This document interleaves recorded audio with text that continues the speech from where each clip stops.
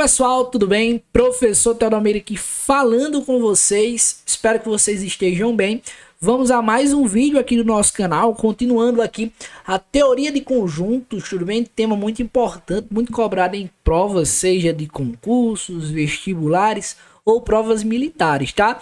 Então, se vocês estão gostando dessa playlist que vai ficar completíssima, tá? Ao final desse módulo, a gente vai fazer uma resolução de exercício apenas de vestibulares, ou seja, questões contextualizadas, né? Trabalhando os conteúdos, né? O que a gente vem estudando durante todo este módulo, tá? Então, todas as aulas a gente faz alguns exercícios de fixação e no final deste módulo a gente vai fazer um teste, tá? Vocês vão resolver questões de vestibulares, tudo bem? Então, já peço para que você me siga nas redes sociais. Lá eu tô trazendo conteúdo de matemática básica, tá? Nesse vídeo aqui a gente vai falar um pouquinho, tá? Então, já me segue lá para você ficar de olho em tudo, tudo bem? Então, vamos lá, vamos ao que realmente interessa. Bom, pessoal, agora a gente vai falar sobre a interseção de conjuntos. Mais uma operação entre conjuntos que vamos estudar, tudo bem? Então, o que é que diz a definição? Ela diz a seguinte coisa, ó. Dados dois conjuntos A e B, chama-se de interseção de A com B o conjunto formado. Então, quando a gente calcula a interseção, assim como a gente calculava a diferença, a gente forma outro conjunto, tudo bem? Pelos elementos comuns ao conjunto A e ao conjunto B. A interseção de A com B é indicado por este conectivo aqui, tá? Ou seja, este símbolo. Na lógica, a gente tem um símbolo bem parecido com esse, que é o conhecido conjunção, tá? E muitas das vezes nos enunciados das questões, tá? A palavra-chave para talvez identificar que é interseção é o conectivo E. Ok? É o E. O E, ele é o conectivo de conjunção lá na lógica matemática, no raciocínio lógico, e ele vai fazer muito, vamos dizer assim, vai fazer uma ponte muito boa aqui com a interseção entre conjuntos, tá? Então grava isso, que o E é interseção. Quando a gente estiver falando de união, aí vai ter outro conectivo muito importante lá. Beleza? Então, o que é a interseção? A gente vai pegar os elementos comuns, ou seja, a interseção de A com B é um conjunto formado por elementos que pertencem a A e pertencem a B. É totalmente o contrário de diferença. Lembra que em diferença a gente pegava o que tinha em comum, o que tinha apenas em A e não tinha em B? Na interseção é diferente. A interseção você vai imaginar tipo assim, ó. Na diferença você excluía quem chegava depois. Aqui não, aqui você vai abraçar todo mundo que for em comum, tá? Ou seja, você vai olhar... Ó, hoje na minha festa só vai entrar quem tiver fantasiado. Então chega uma pessoa lá que não tá fantasiada, você diz, não, você não vai entrar aqui na minha festa não, tá? Porque aqui tem que seguir essa regra. E a regra aqui é o quê? Está fantasiado, seja homem ou mulher, qualquer um. Vai entrar aqui apenas quem esteja fantasiado. É tipo isso aqui. Na interseção aqui é obedecer a regra. Tem que estar em um e tem que estar no outro. Tem que estar nos dois ao mesmo tempo.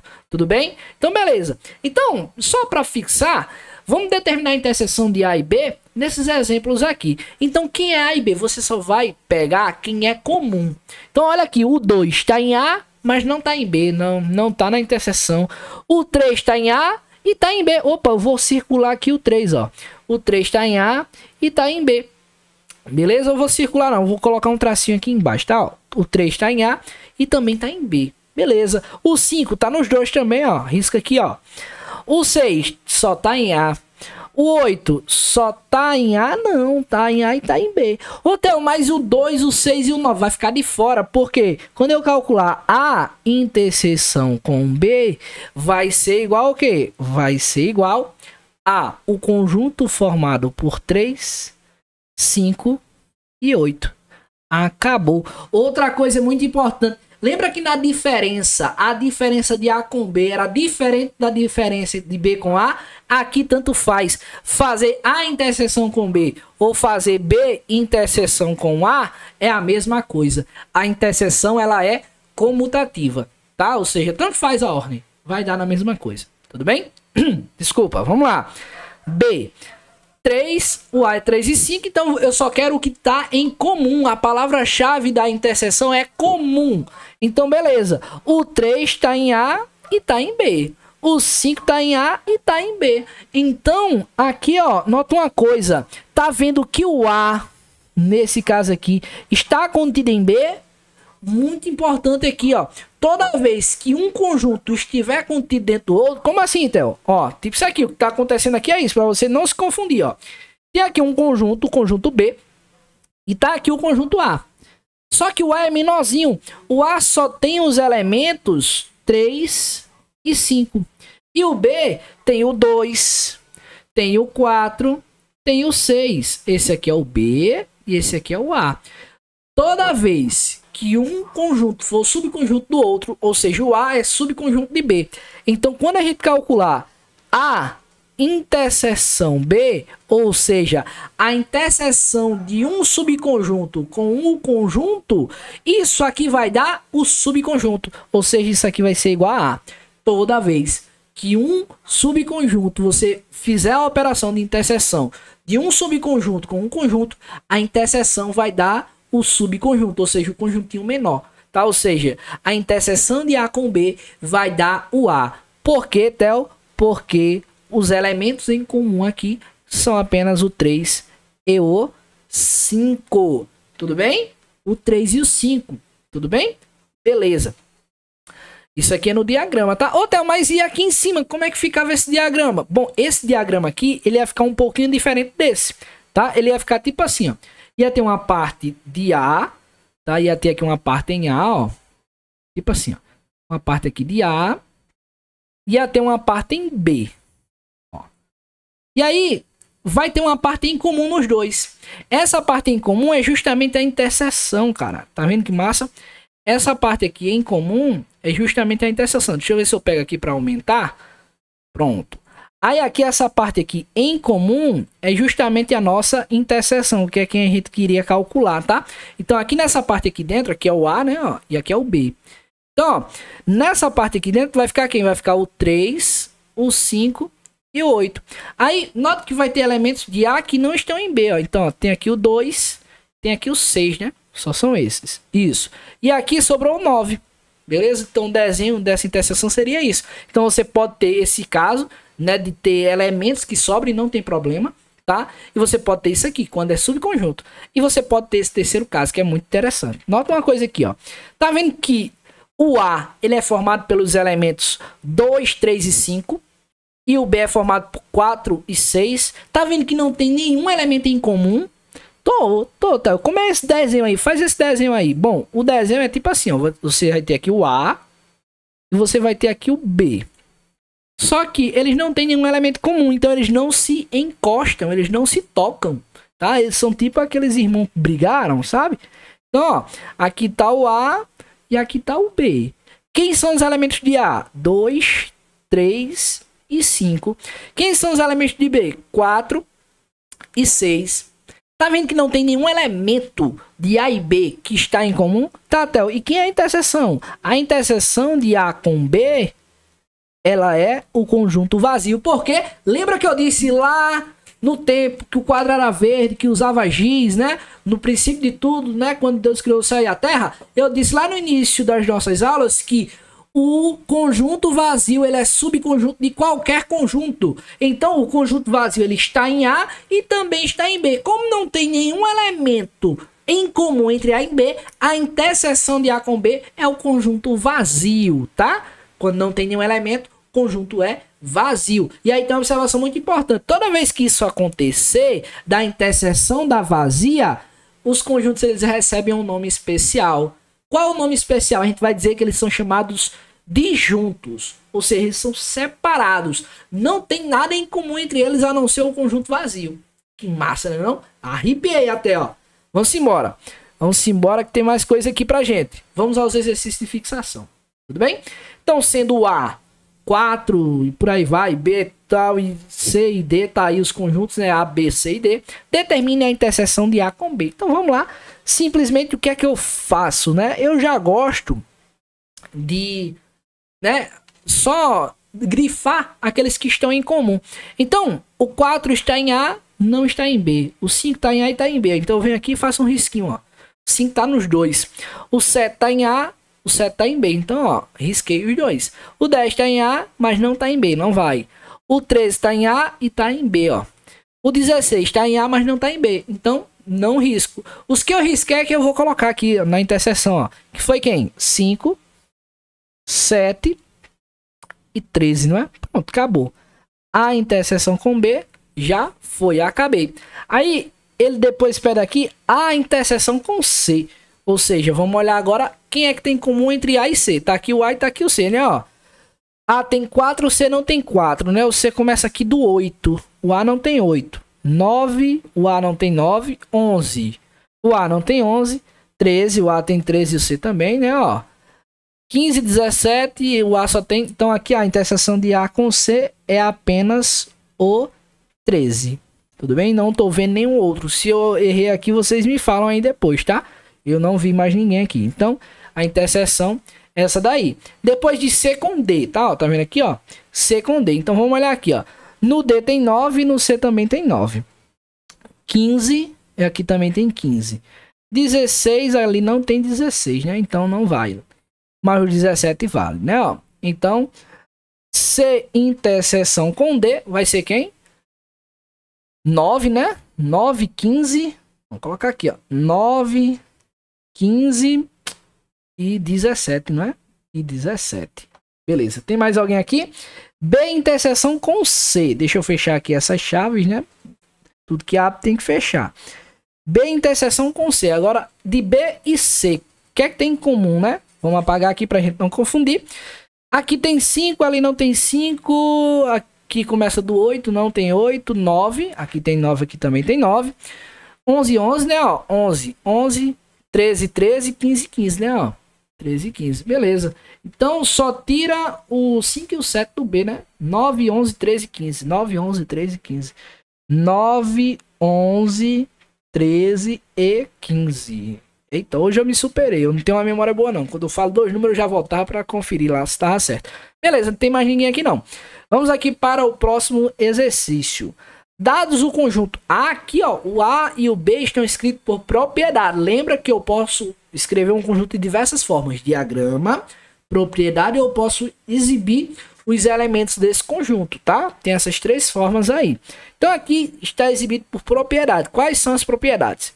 Conjunto A é formado por elementos x, tais que x é um divisor natural de 18. E B é um conjunto formado por y, tais que esses y são divisores naturais de 30.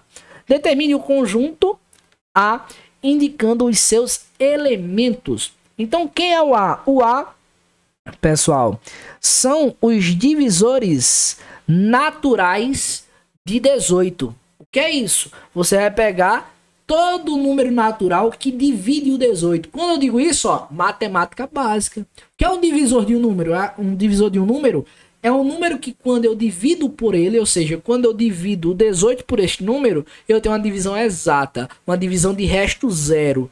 Tudo bem? Então, eu vou começar pensando do zero, tá? Não, o zero não é divisor de ninguém, tá? O zero não é divisor de ninguém, tá? Não existe divisão por zero. 1 é divisor, o 1 ele é um divisor universal. Ele divide todo mundo, então o 1 tem que estar aqui, ó. Por quê? Porque o 1 divide qualquer número. E aí você vai pensar nos próximos divisores naturais do 18. Que é quem? 18 é par. Todo número par é divisível por 2. O único número primo, par. Tudo bem? Então tá aqui. O 2 é um divisor natural de 18. Theo, o número 3 é um divisor natural de 18? Sim. Por quê? Como é que a gente faz para encontrar o divisor? Como é que eu sei que 18 é divisível por 3? Ah, fácil divisão. Pode ser também. Mas tem um método prático, né? Se você fizer 1 mais 8, dá 9. Como 9 é um múltiplo de 3, então 18 é divisível por 3. Tá? Toda vez que a soma dos algarismos de um número resultar em um múltiplo de 3, ou seja, um número que é divisível por 3, é porque esse número que você somou os algarismos também é divisível por 3. Então 18 também é divisível por 3. E aí depois? Aí depois você vai pensando nos próximos divisores. O 4 divide? Não, não divide, tá? O 5 divide? Não. Para ser divisível por 5, você só pode ter um número, né, que termine em 0 ou em 5. Por 6 dá? Dá. Por quê? Porque 2 vezes 3 dá 6. Então o 6 entra. Beleza? Toda vez que um número for divisível por 2 e por 3, ele também é divisível por 6. E aí depois agora eu só vou fazendo essa brincadeirinha aqui, ó. 2 vezes 3, eu já fiz, né? Deu 6. Depois, se você fizer 2 vezes 6 dá 12, tá? Mas também tem um 9, né? Porque 18 é divisível por 9, porque a soma dá um múltiplo de 9, tá? Então 6, 9, depois você faz 2 vezes 6 que dá 12, né? Mas 12 não é divisível por 18, tá? E depois do 9 só vai ter o próprio 18, tá?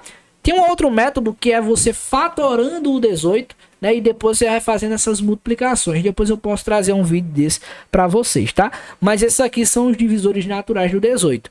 O 1, o 2, o 3, o 6, o 9 e o próprio 18. Tudo bem?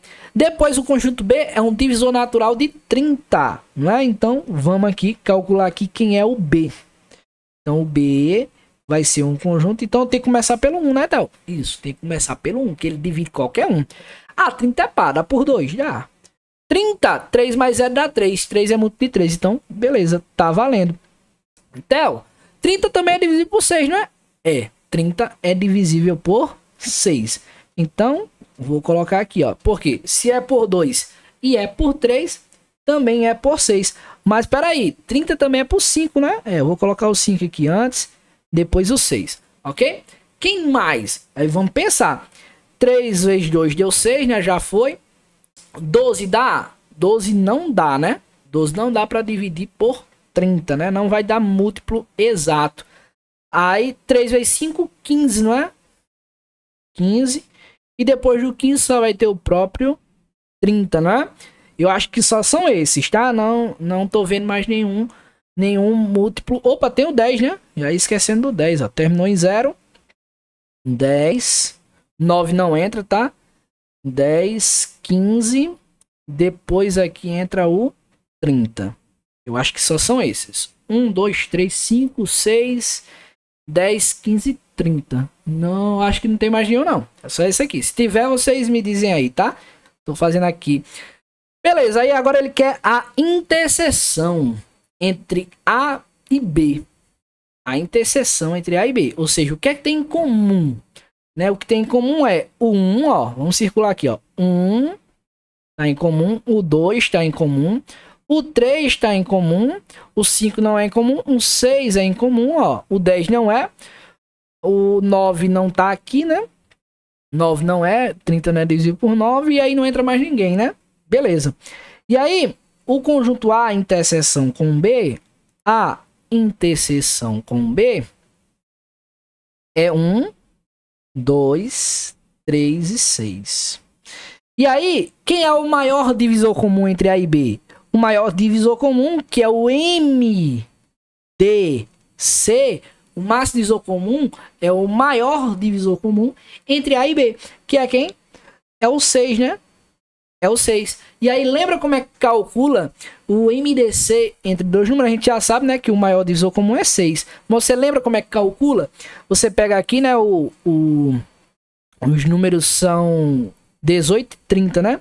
Você vai pegar aqui o 18, vai pegar aqui o 30 e vai fazer uma decomposição em fatores primos, né? Uma divisão por números primos. Beleza? E como é o maior divisor comum, você vai fazer uma divisão simultânea. Tá? Ou seja, tem que ser ao mesmo tempo.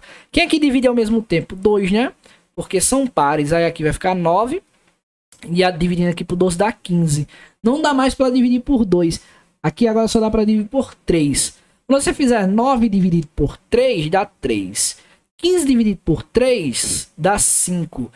3 e 5 são primos entre si. O que isso significa dizer? Que o único número que divide eles é o número 1, tá? Então a gente diz que eles são primos entre si. E aí acabou, por quê? Porque o máximo divisor comum é o produto desses dois. 2 vezes 3 é aqui 6. E aí bateu justamente com a nossa resposta aqui anterior, beleza? Não sei se você sabia que era isso, tá? Para você calcular, né, o MDC, você tá pegando o maior divisor comum entre aqueles números, tá? Então, por isso que aqui tá os divisores de 18, os divisores de 30. Depois você vai pegar o que tem em comum. E aí você vai pegar o maior deles. O maior deles é o MDC. Não tem sentido você pegar o menor, porque o menor você já sabe que é 1, tá? Então toda vez que alguém perguntar quem é o menor divisor comum entre qualquer número, é sempre 1, tá? Beleza. 1 e menos 1, né? Depende aí se você tá falando números naturais ou inteiros, tá? Então beleza. Terceiro aqui, ele vai pedir, né, dado o conjunto A, que é formado por números naturais não nulos, tá? Este símbolo aqui, ele está retirando o zero, tá? Ou seja, a gente chama de naturais não nulos. Tal que x é múltiplo de 4. Que é isso? Resultados de multiplicação por 4. E B, né, são y pertencentes aos naturais não nulos, ou seja, você exclui o zero, tais que x é múltiplo de 6. Determine. Quem é o conjunto A indicando seus elementos? Olha só, o A, ele é o conjunto dos múltiplos do número 4. Os múltiplos positivos, não nulos, tá? Que é quem? O próprio 4, porque é 4 vezes 1. Depois, o 8, porque é 4 vezes 2.